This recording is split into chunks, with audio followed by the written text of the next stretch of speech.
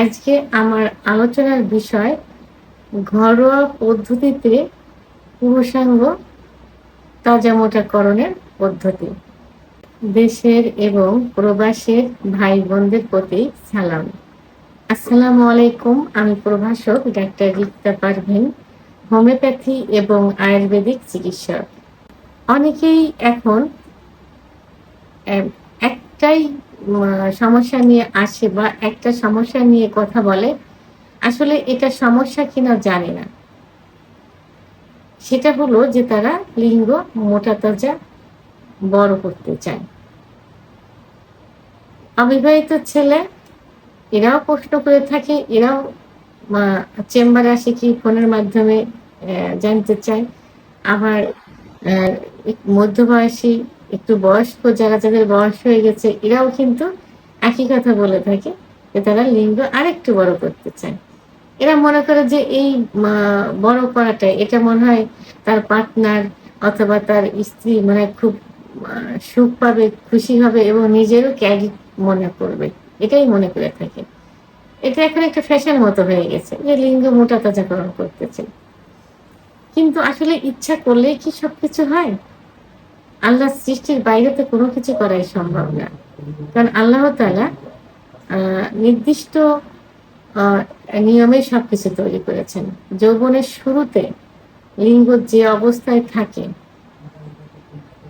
এবং রুল অনুযায়ী ১৪ থেকে ১৮ বছর বয়স পর্যন্ত লিঙ্গ বড় হয়, ১৮ থেকে ২৫ বছর বয়স পর্যন্ত লিঙ্গ মোটা হয়।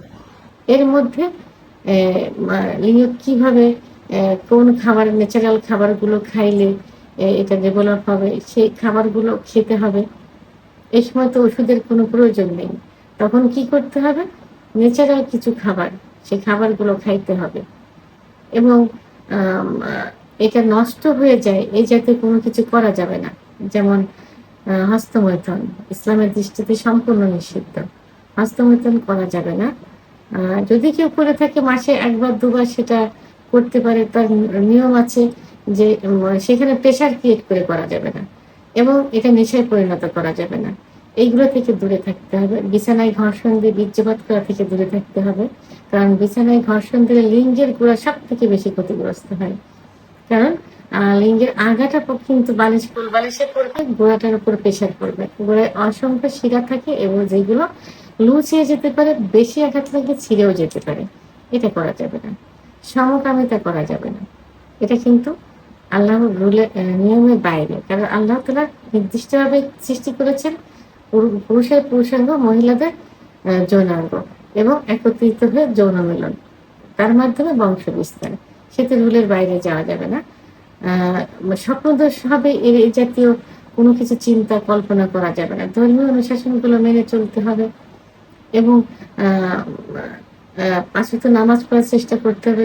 অন্য ধর্মের হলে তাদের ধর্মীয় অনুশাসনগুলো মেনে চলতে হবে। তাহলে কিন্তু স্বপ্নদোষ হবে না।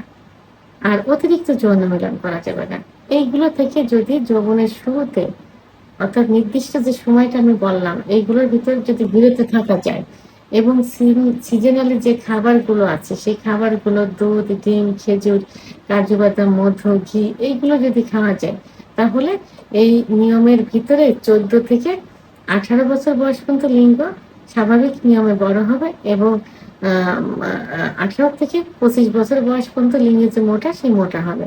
তাহলে এই সময়টাতেই বাবা-মায়ের অথবা একজন পরিবারের এই বিষয়ে একটু সতর্ক থাকতে হবে। সেভাবেই তার ছেলেকে তৈরি করতে হবে যেন পরবর্তীতে এর সাফার করতে না হয়। এটা কিন্তু নির্ভর করে একমাত্র একটা পরিবারের উপরে। এজন্য পরিবারকে এটা সচেতন হতে হবে বেশি। তাহলে এই সময়টাতে এই নিয়মগুলো ফলো করলেই কিন্তু লিঙ্গ মোটা তাজা আ এমনিতে হয়ে যাবে। তো তারপরেও যাদের ক্ষতিগ্রস্ত হয়ে গেছে তো অনেকেই চিকিৎসা নিতে চায় না, ভয় পায়, লজ্জা পায়। অনেকে চিকিৎসা নিয়েও হতাশ হয়ে গেছে। অন টাইম বিকল্প ধারার চিকিৎসা, বিভিন্ন চিকিৎসা নিচ্ছে, আরো বেশি ক্ষতিগ্রস্ত হয়ে গেছে। তো তাদের জন্য আজকে আমি ২ টা আ পদ্ধতি বলব, ঘরোয়া পদ্ধতি। এর জন্য কিন্তু অনেক বড় ধরনের কোনো কষ্ট করতে হবে না।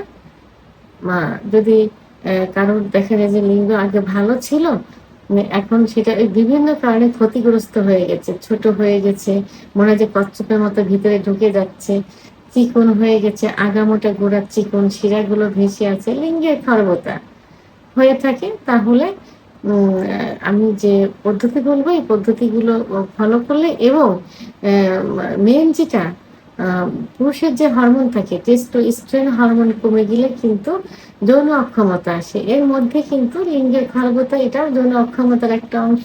সেহেতু টেস্টোস্টেরন হরমোন বৃদ্ধি পায় এই জাতীয় খাবার প্রতিদিন বাসায় কিন্তু এটা খাইতে পারেন।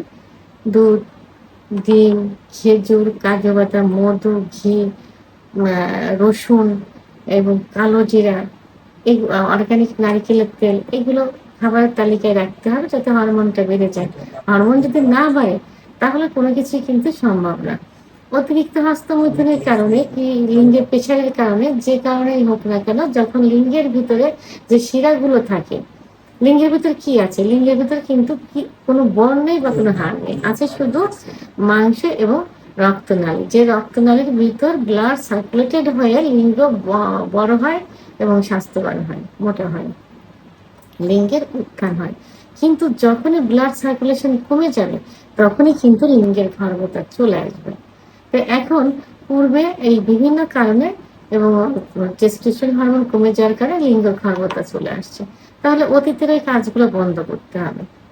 ওইগুলো বন্ধ করে কোনো চিকিৎসা ছাড়াই যে ঘরোয়া পদ্ধতি বলবো এই পদ্ধতি অবলম্বন করলে ইনশাল্লাহ ঠিক হয়ে যাবে।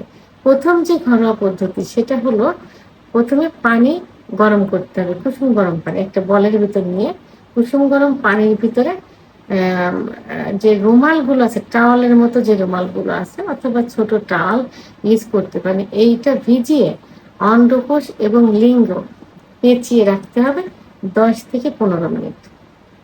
এই যে গরম যে ভাপটা লাগবে এই ভাপে কি হবে, লিঙ্গের শিরাগুলো যেটা সংকুচিত থাকে এই সংকুচিত শিরাগুলো প্রসারিত হয়ে যাবে, তখন ব্লাড সার্কুলেশন সঠিক মতো হবে। এইটা যদি 1 থেকে 3 মাস পর্যন্ত নিয়মিত করা যায় তাহলে কিন্তু ব্লাড সার্কুলেশনটা শুরু হয়ে যাবে, লিঙ্গ আস্তে আস্তে কিন্তু মোটা তাজা হতে থাকবে, অর্থাৎ পূর্বের অবস্থায় ফিরে আসবে।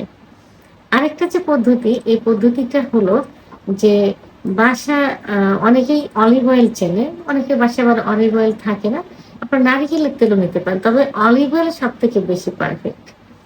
এই অলিভ অয়েলের ভিতরে আপনার vitamin E cap, vitamin E cap যেগুলো পাওয়া যায়, তো ভিটামিন ই, এগুলো যে শুধুমাত্র অ্যালোপ্যাথিক হবে এমন না, আয়ুর্বেদিকেও কিন্তু ভিটামিন ই এখন বের হয়েছে।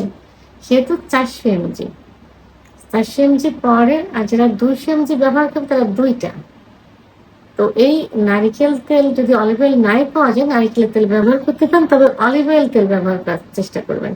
এই অলিভ অয়েল তেলের ভিতর ভিটামিন ই 400 mg মিক্সড করে সকালে এবং রাত্রে অন্ডকোষ সহ লিঙ্গে আলতোভাবে ম্যাসেজ করতে পারেন 5 মিনিট সময় নিয়ে। অবশ্যই বীর্যপাত যেন না হয়, এমনভাবে ম্যাসেজ করবেন যেন কোনো প্রেশার যেন না পড়ে। এভাবে সকালে এবং রাত্রে ঘুমের আগে আপনারা এটা করতে পারেন। তাহলে দেখবেন ইনশাল্লাহ 3 মাসের ভিতর আপনার লিঙ্গের অনেক পরিবর্তন চলে আসবে। তো এই বিষয়ে টেনশন করা যাবে না, দুশ্চিন্তা করা যাবে না। পর্যাপ্ত পরিমাণ অর্থাৎ পরিমিত পরিমাণ পানি পান করতে হবে, আর দুশ্চিন্তা পরিহার করতে হবে এবং নির্দিষ্ট পরিমাণ ঘুমোতে হবে। সেটা 7 থেকে 8 ঘন্টা দিনে রাত্রে ঘুমোতে হবে। এই নিয়মগুলো ফলো করতে হবে আর ন্যাচারাল খাবারগুলো খেতে হবে। তাহলে পূর্বের যে কারণে লিঙ্গের খর্বতা আসছে কারণগুলো দূর হয়ে যাবে এবং টেস্টোস্টেরন হরমোন বেড়ে যাবে, লিঙ্গ সতেজ আগের মতো হয়ে যাবে, স্বাস্থ্যবান হয়ে যাবে ইনশাআল্লাহ। ভিডিওটি সম্পর্কে যদি কোনো মতামত থেকে থাকে অবশ্যই কমেন্টসের মাধ্যমে জানাবেন। আর ভিডিওটি ভালো লাগলে লাইক, কমেন্ট, সাবস্ক্রাইব করে আমার সঙ্গে থাকুন। আল্লাহ হাফেজ।